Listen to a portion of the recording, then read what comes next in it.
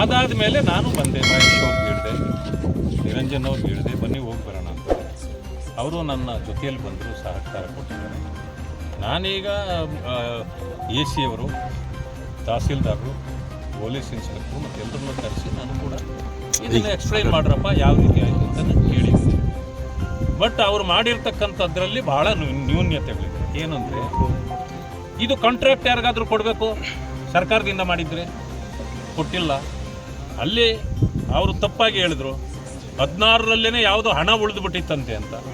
ಇವತ್ತು 16 ಅಂತಂತಂದರೆ ಇವತ್ತು ಎಷ್ಟು 24, 8 ವರ್ಷದ್ದು ಯಾವುದು ಈ ಬಡ್ಜೆಟ್ರಿಯಲ್ಲಿ ಬರಲೇ ಇಲ್ವಾ?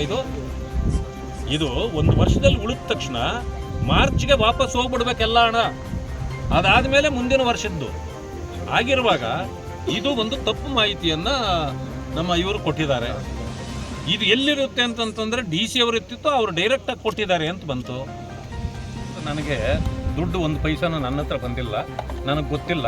DC ಹತ್ರ ಇತ್ತಂತೆ ಅಂತ ಈಗ ಹಾಕಿದ್ರು.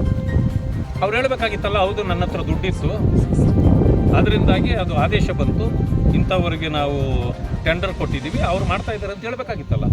ಟೆಂಡರ್ ಕೊಟ್ಟಾಗ ಇವರೆಲ್ಲನೂ ಅವ್ರ ಮೇಲೆ ಜಗಳ ಮಾಡಿದರು ರೈತರು, ಅದರಿಂದಾಗಿ ರಕ್ಷಣೆ ಕೊಡಬೇಕಾಯ್ತು.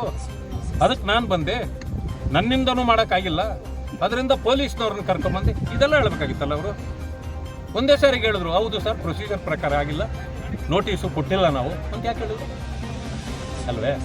ಅದರಿಂದ ಇದು ದುಂಡಾವರ್ತಿದೆ.